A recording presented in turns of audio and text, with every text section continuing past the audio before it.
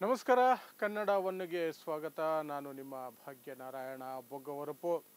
ಗೋಧಿ ಮಾಧ್ಯಮಗಳು ಯಾವತ್ತೂ ಅಸತ್ಯದ ಪರವಾಗಿ ನಿಲ್ಲುವಂತಹ, ದ್ವೇಷದ ಪರವಾಗಿ ನಿಲ್ಲುವಂತಹ, ದ್ವೇಷ ಹರಡುವವರ ಪರವಾಗಿ ನಿಲ್ಲುವಂತಹ, ಕೋಮುವಾದವನ್ನು, ಫ್ಯಾಸಿಸಮನ್ನು, ಧರ್ಮಾಂಧತೆಯನ್ನು ಪ್ರೋತ್ಸಾಹಿಸುವಂತಹ ಗೋಧಿ ಮಾಧ್ಯಮಗಳು ಧರ್ಮಸ್ಥಳದಲ್ಲಿ SIT ತನಿಖೆ ನಡೀತಾ ಇದೆಯಲ್ಲ, ಆ ವಿಚಾರದಲ್ಲಿ ಆರೋಪ ಮಾಡಿದ್ದಾರಲ್ಲ ಚಿನ್ನಯ್ಯ ಮತ್ತಿತರರು, ಅವರನ್ನೇ ವಿಲನ್ ಮಾಡುವಂತಹ ಪ್ರಯತ್ನದಲ್ಲಿ ನಿರಂತರವಾಗಿ ತೊಡಕೊಂಡಿದ್ದಾರೆ. ಸೊ ಅವರು ಈ ತಂಡವನ್ನು ಯಾರೆಲ್ಲ ಆರೋಪ ಮಾಡ್ತಿದ್ದಾರೋ ಅವ್ರನ್ನೆಲ್ಲ ಬುರುಡೆ ಟೀಮ್ ಅಂದರೆ ಅವ್ರು ಹೇಳೋದೆಲ್ಲ ಸುಳ್ಳು, ಬುರುಡೆ, ನಾವು ಮಾತ್ರ ಸಾಚಾಗಳು, ನಾವು ಕಂಡವರ ಎಂಜಿಲನ್ನು ನೆಕ್ಕಿ ನಾವು ಹೇಳುವ ಸುಳ್ಳುಗಳೇ ಸತ್ಯ, ಅದನ್ನು ನೀವು ಹಾಗೆ ಸ್ವೀಕರಿಸಬೇಕು ಅಂತ ಇವ್ರದ್ದು ವಾದ. ಬುರುಡೆ ಗ್ಯಾಂಗ್ ಅಂತ ಕರಿತಿದ್ರು. ಆದರೆ ಈಗ ಈ ಮಾಧ್ಯಮಗಳೇ ಬುರುಡೆ ಗ್ಯಾಂಗ್ಗಳಾಗಿದ್ದಾವೆ, ಈ ಮಾಧ್ಯಮಗಳೇ ಬುರುಡೆ ಮಾಧ್ಯಮಗಳಾಗಿದ್ದಾವೆ. ಯಾಕೆಂದರೆ ಅಲ್ಲಿ ಬಂಗ್ಲೆಗುಡ್ಡೆ ಅನ್ನುವಂತಹ ಜಾಗದಲ್ಲಿ ಸಿಕ್ಕಿರುವಂತಹ ಅಸ್ಥಿಪಂಜರಗಳ ಸಂಖ್ಯೆ ದೊಡ್ಡ ಮಟ್ಟದಲ್ಲಿ ಸಿಕ್ಕಿದ್ದಾವೆ ಅನ್ನುವಂಥದ್ದು ಬರ್ತಿರುವಂತಹ ಮಾಹಿತಿ. ಸಿಗ್ತಾನೆ ಇದ್ದಾವೆ ಅನ್ನುವಂಥದ್ದು ಮಾಹಿತಿ ಬರ್ತಾ ಇದೆ, ಇನ್ನೂ ಸಹ ಸಿಗ್ತವೆ ಅನ್ನುವಂಥ ಮಾಹಿತಿಯು ಸಹ ಬರ್ತಾ ಇದೆ. SIT ಅಲ್ಲಿ ದೊಡ್ಡ ಮಟ್ಟದಲ್ಲಿ ಉತ್ಖನನ ನಡೆಸ್ತಾ ಇದೆ, ಹುಡುಕಾಟ ನಡೆಸ್ತಾ ಇದೆ, ಶೋಧ ಕಾರ್ಯ ನಡೆಸ್ತಾ ಇದೆ ಅಂತ ಸಹ ಗೊತ್ತಾಗ್ತಿದೆ. ಸೊ ಯಾಕೆ ಈಗ ಇದ್ದಕ್ಕಿದ್ದ ಹಾಗೆ ಈ ಬೆಳವಣಿಗೆ ಆಯಿತು ಅಂದರೆ, ಮೊದಲನೇ ಬುರುಡೆ ಚಿನ್ನಯ್ಯ ತಗೊಂಡು ಹೋಗಿ ದೂರು ಕೊಡೋದಕ್ಕೆ ದೂರಿನ ಜೊತೆಯಲ್ಲಿ ಒಂದು ಆಧಾರವಾಗಿ ಒಂದು ಬುರುಡೆ ತಗೊಂಡು ಹೋಗಿದ್ನಲ್ಲ ಸ್ಟೇಷನ್ಗೆ, ಪೊಲೀಸ್ ಸ್ಟೇಷನ್ಗೆ, ಆ ಸಂದರ್ಭದಲ್ಲಿ ಆ ವಿಚಾರವನ್ನು ಮುಂದಿಟ್ಕೊಂಡು SIT ತನಿಖೆ ಮಾಡ್ತಾ ಚಿನ್ನಯ್ಯನ ವಿಚಾರಣೆ ಮಾಡ್ತು. ಆ ಬುರುಡೆ ಎಲ್ಲಿಂದ ಬಂತು ನಿನಗೆ ಅಂತ. ಅದನ್ನು ನನಗೆ ವಿಠಲ್ ಗೌಡ, ಸೌಜನ್ಯ ಅವರ ಮಾವ ಕೊಟ್ಟಿದ್ದು ಅಂತ. ಮಾಧ್ಯಮಗಳು ಬಿಡಿ, ಕತೆ ಕಟ್ಟು ಚೆನ್ನಾಗಿ ಕತೆ ಕಟ್ಟಿದ್ರು. ಪ್ರಯೋಗಾಲಯದಿಂದ ತಂದಿದ್ರು, ಮ್ಯೂಸಿಯಮಿಂದ ತಂದಿದ್ರು, ಮಟ್ಟಣ್ಣವರು ಕೊಟ್ಟಿದ್ದು, ಇನ್ಯಾರೋ ಕೊಟ್ಟಿದ್ದು, ಒಂದಲ್ಲ ತಿಮರೋಡಿಯವರ ಮನೆಯಿಂದ ತಂದಿದ್ದು, ಅವರ ತೋಟದಿಂದ ತಂದಿದ್ದು, ಅವರ ಹಿತ್ತಲಿಂದ ಏನೆಲ್ಲ ಸತ್ಯನೋ ಎಲ್ಲ ಹೇಳಿದ್ರು. ಆದರೆ ಚಿನ್ನಯ್ಯ ಹೇಳ್ದ ವಿಠಲ್ ಗೌಡನ ಕೇಳಿದಾಗ, ಹೌದು ಬನ್ನಿ ಎಲ್ಲಿ ಸಿಕ್ತು ಅಂತ ತೋರಿಸ್ತೀನಿ, ನಾವು ಆ ಕೇಸನ್ನು ಸ್ಟ್ರಾಂಗ್ ಮಾಡಬೇಕಲ್ಲ, ನಿಮಗೆ ಸಾಕ್ಷಿ ಬೇಕಿತ್ತಲ್ಲ, ಸಾಕ್ಷಿ ರೂಪದಲ್ಲಿ ತಂದಿದ್ದು, ಬೇರೆ ಏನು ಷಡ್ಯಂತ್ರ ಇದರಲ್ಲಿ ಇಲ್ಲ ಅಂತ ಕರ್ಕೊಂಡೋದ್ರು. ಎಲ್ಲಿಗೆ? ಬಂಗ್ಲೆಗುಡ್ಡೆಗೆ ಕರ್ಕೊಂಡೋಗಿದ್ದು. ಬಂಗ್ಲೆಗುಡ್ಡೆಗೆ ಈ ಹಿಂದೆಯೂ ಸಹ ಚಿನ್ನಯ್ಯನೇ ಕರ್ಕೊಂಡು ಹೋಗಿದ್ದ. 16 ಸ್ಪಾಟ್ಗಳಲ್ಲಿ ಇವರು ಉತ್ಖನನ ನಡೆಸಿದ್ರಲ್ಲ, ಅದರಲ್ಲಿ ಬಂಗ್ಲೆಗುಡ್ಡೆನೂ ಸೇರಿತ್ತು. ಆರಂಭದಲ್ಲಿ ಅದನ್ನು ಗುರುತು ಮಾಡಿರಲಿಲ್ಲ, ಆದರೆ ಆರಂಭದಲ್ಲಿ ಗುರುತು ಮಾಡಿದಂತಹ ಒಂದು ಸ್ಥಳವನ್ನು ಹೆಚ್ಚುವರಿಯಾಗಿ ಈ ಬಂಗ್ಲೆಗುಡ್ಡೆಗೆ ಚಿನ್ನಯ್ಯ ಯಾವಾಗ ಕರ್ಕೊಂಡು ಹೋಗಿದ್ದು, ಇಲ್ಲಿ ಸಿಗ್ಬೋದು ಅಂತ ಮಾಹಿತಿಯ ಪ್ರಕಾರ ಅಲ್ಲಿ ಒಂದಷ್ಟು ಸಿಕ್ಕಿದ್ವು ಆ ಸಂದರ್ಭದಲ್ಲಿ.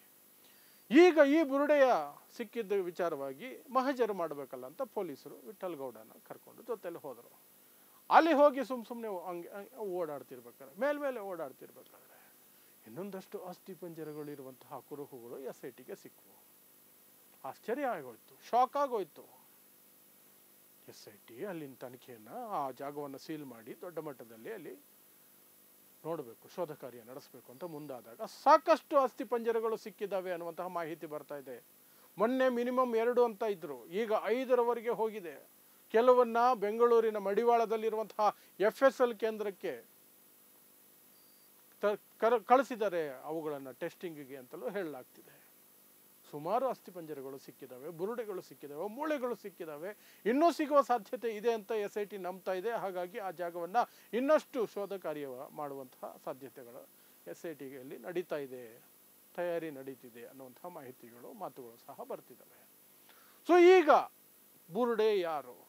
ಬುರುಡೆ ಗ್ಯಾಂಗ್ ಯಾವುದು? ಯಾರು ಬುರುಡೆ ಬಿಡ್ತಿರೋದು? ಏನೂ ಸಿಕ್ಕಿಲ್ಲ ಅಂತ ಸುಳ್ಳು ಬುರುಡೆ ಹೇಳಿದ್ದು ಈ ಗೋಧಿ ಮಾಧ್ಯಮಗಳು. ಏನೂ ಸಿಕ್ಕಿಲ್ಲ ಅಂತ ಕತೆ ಕಟ್ಟಿದ್ರು. SIT ಕಣ್ಣೆದುರುಗಡೆನೆ ಬಕೆಟ್ಗಳಲ್ಲಿ, ಮೂಟೆಗಳಲ್ಲಿ ಮೂಳೆಗಳನ್ನು ಸಾಗಿಸ್ತಾ ಇದ್ದಿದ್ದನ್ನು ನಾವು ನೋಡಿದ್ರು ಸಹ, ವಿಡಿಯೋಗಳನ್ನು ನೋಡಿದ್ರು ಸಹ, ಅದೆಲ್ಲ ಏನೂ ಇಲ್ಲ, ಅದೆಲ್ಲ ಸುಳ್ಳು, ಏನೂ ಸಿಕ್ಕಿಲ್ಲ. ಧರ್ಮಸ್ಥಳ ಪವಿತ್ರವಾದ ಜಾಗ, ಏನೂ ಸಿಕ್ಕಿಲ್ಲ, ಅಲ್ಲಿ ಏನೂ ಆಗಿಲ್ಲ, ಎಲ್ಲ ಚೆನ್ನಾಗಿದೆ, ಎಲ್ಲ ಕರೆಕ್ಟ್ ಆಗಿದೆ. ತನಿಖೆನೇ ನಿಲ್ಲಿಸ್ಬಿಡ್ಬೇಕು, ತನಿಖೆನೇ ಒಂದು ಷಡ್ಯಂತ್ರ. ಆರೋಪ ಮಾಡ್ತಿರುವವರೆಲ್ಲ ಷಡ್ಯಂತ್ರಿಗಳು. ಫಾರಿನ್ ಫಂಡ್ ತಗೊಂಡು ಧರ್ಮಸ್ಥಳ ಕ್ಷೇತ್ರಕ್ಕೆ ಕೆಟ್ಟ ಹೆಸರು ತರೋದಕ್ಕೆ ಈ ಷಡ್ಯಂತ್ರ ರೂಪಿಸಿದರೆ, ಇವ್ರನ್ನೆಲ್ಲ ಗಲ್ಲಿಗೆ ಹಾಕ್ಬಿಡ್ಬೇಕು ಅಂತ ಬುರುಡೆ ಗ್ಯಾಂಗ್ ಅಂತ ಕತೆ ಕಟ್ಟಿದ್ರು. ಈಗ ನಿಜವಾಗ್ಲೂ ಬುರುಡೆಗಳು ಆ ಮಟ್ಟದಲ್ಲಿ ಸಿಗ್ತಾ ಇದ್ದಾವೆ. ಹಾಗಾದರೆ ಬುರುಡೆ ಬಿಡ್ತಾ ಬಂದಿದ್ದು ಯಾರು ಇಲ್ಲಿವರೆಗೆ? ಯಾರು? ಈ ಗೋಧಿ ಮಾಧ್ಯಮಗಳೇ.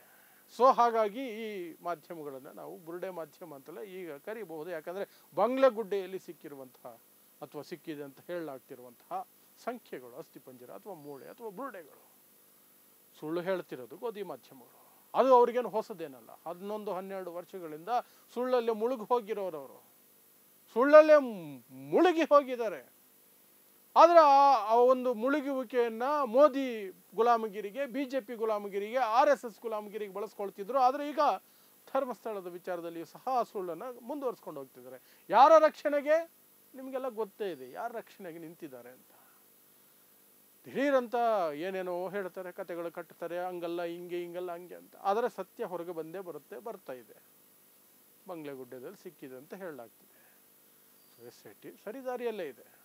ಇವರು ಕರೀತಾ ಇರುವ ಬುರುಡೆ ಗ್ಯಾಂಗಿಗೂ ನಿಜವಾದ ಬುರುಡೆ ಗ್ಯಾಂಗಿಗೂ ಈಗ ನಿಮಗೆ ಕ್ಲಾರಿಟಿ ಸಿಗ್ತಿರ್ಬೋದು. ಹಾಗಾಗಿ ಮಾಧ್ಯಮಗಳೇ ನಿಜವಾದ ಬುರುಡೆ ಗ್ಯಾಂಗ್, ಮಾಧ್ಯಮಗಳೇ ನಿಜವಾದ ಬುರುಡೆ ಮಾಧ್ಯಮಗಳು, ಅಷ್ಟೇ, ಇನ್ನೇನಿಲ್ಲ. ಸೊ ಎನಿ ಡೆವಲಪ್ಮೆಂಟ್ಸ್, ಯಾವುದೇ ಡೆವಲಪ್ಮೆಂಟ್ಸ್ ಈ ವಿಚಾರವಾಗಿ ಆದಾಗ ನಿಮ್ಮ ಮುಂದೆ ಬಂದು ಎಲ್ಲವನ್ನೂ ಸಹ ವಿವರಿಸಿ ಹೇಳುವ ಪ್ರಯತ್ನವನ್ನು ನಾನು ಎಂದಿನಂತೆ ಮುಂದುವರಿಸ್ತೀನಿ. ನೋಡ್ತಾ ಇರಿ ಸಮಾಜಕ್ಕಾಗಿ ಕನ್ನಡ 1 ನ್ಯೂಸ್. ನಮಸ್ಕಾರ.